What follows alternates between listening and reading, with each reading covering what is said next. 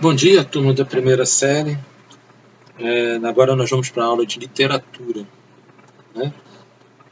Estamos terminando o primeiro bimestre praticamente. Vamos fazer esses exercícios aqui e vai terminar para que a gente possa entrar agora nas outras em figuras de linguagem que eu quero passar para vocês.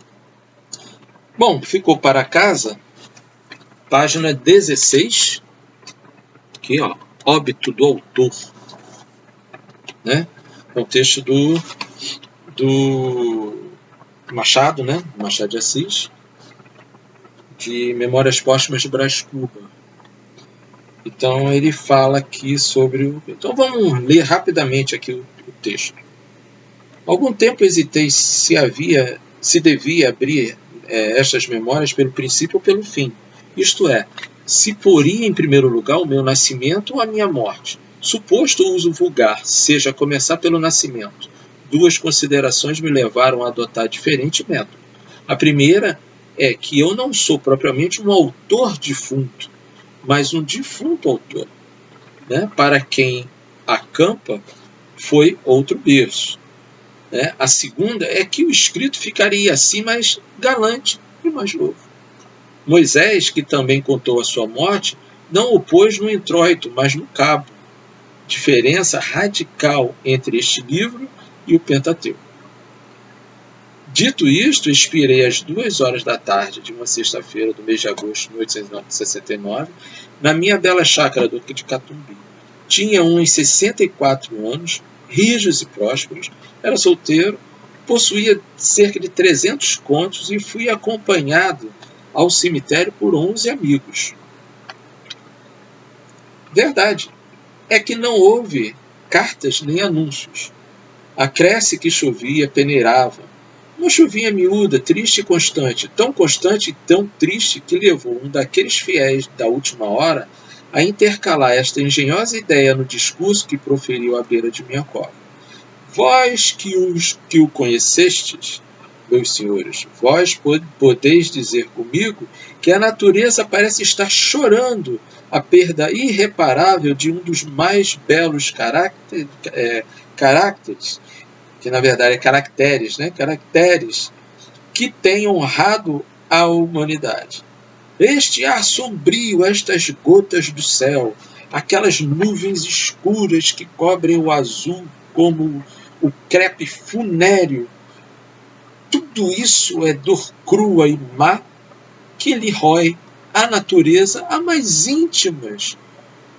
íntimas entranhas. Tudo isso é sublime, louvor ao nosso ilustre finado.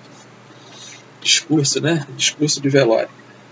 Agora quero morrer tranquilamente, metodicamente, ouvindo os soluços das damas, as falas baixas dos homens, a chuva que tamborila nas folhas do tinhorão da chácara e o som estrídulo de uma navalha que um amolador está afiando lá fora, à porta de um carreeiro. Juro-lhes que essa orquestra da morte foi muito menos triste do que podia parecer. De certo ponto em diante chegou a ser deliciosa. A vida estribuchava-me no peito, com uns ímpetos de vaga marinha. Esvaía-se-me a consciência.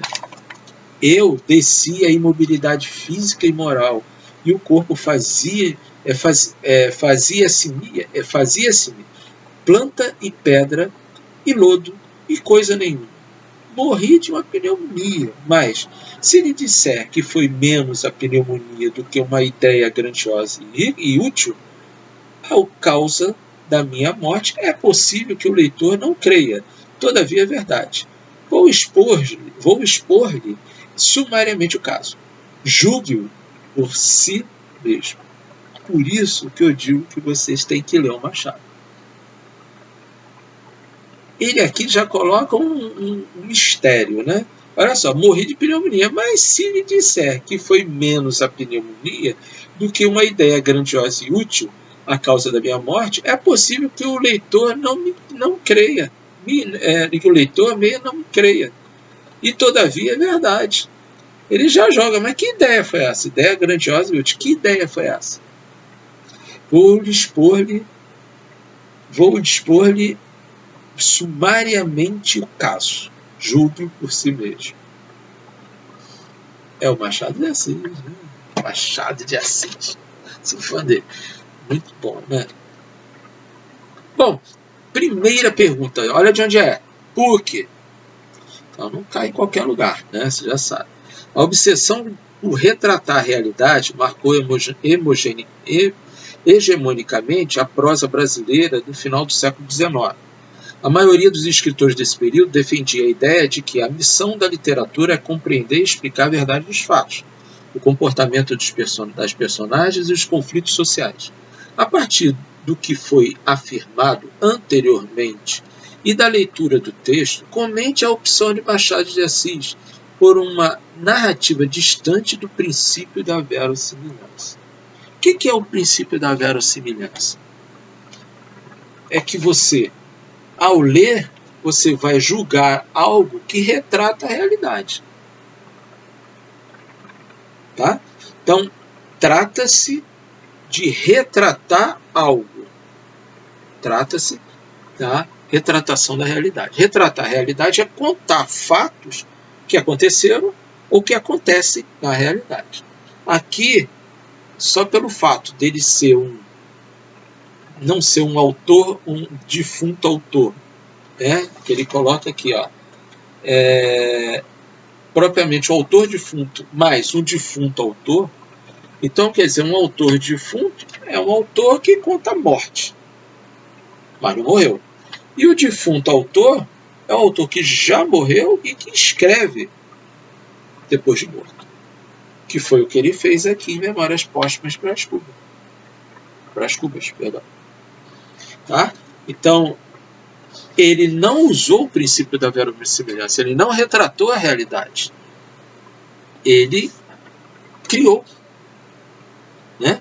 Desde quando um defunto é autor? Nunca. Já viu algum morto levantar e escrever? Não existe. Isso é obra de quê? De criação, de ficção. Então, é uma obra de ficção. O princípio da verossimilhança, logicamente, que coloca da seguinte forma: você retrata a realidade, mas nem sempre ela vai ser exatamente aquilo, porque se eu contar sobre uma cadeira vermelha, o que vem à minha cabeça de uma cadeira vermelha é o vermelho que eu conheço de uma cadeira, que eu já vi, e não propriamente o vermelho aquele que o autor está contando. Então a gente pode também mudar. Então o princípio da verossimilhança, ele retrata. Então ele não conta a realidade. Para contar a realidade tem que ser nu e fiel. E não é. Todo mundo que conta, que retrata a realidade, você depende muito daquele que lê, depende muito daquilo como é contado e também de como você vê a coisa. Então, se eu for contar, isso eu já comentei com vocês, né, certa vez. Vamos dizer, é muito comum a gente assistir toda hora uma batida de carro, 2 carros. Um bate no carro, bate, né? Aí você chega na janela, o troço já está feito, já ocorreu ali. Você vai ouvir alguém que assistiu dizer: olha, o carro que vinha de lá foi culpado, né? Mas o carro que estava lá, ele está aqui. Então, teoricamente, ele é o culpado. Mas ele pode não ser o culpado, pode ser o outro que esbarrou para cá. Então, um conta o que viu e você vai imaginar o que aconteceu. Mas ele que contou o que viu, será que ele vai retratar certinho? Ele até pode retratar, mas quando ele passar para o segundo, com certeza, ele vai distorcer um pouco a história. E depois passa para o terceiro. O terceiro é a história. Então, aquele que causou o acidente, de repente vai chegar na quinta, sexta pessoa a quem foi contado, em vez de ser o causador, vai ser o autor, né? Vai ser a vítima. Então depende muito das pessoas, de como se retrata a realidade, como se conta. Então a retratação da realidade é a verossimilhança.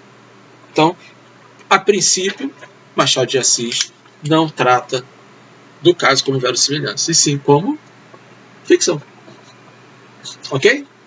Então, vamos escrever isso daí no caderno, né, direitinho como resposta, e depois a gente vai corrigir. E vamos voltar agora com a questão número 16 no próximo vídeo.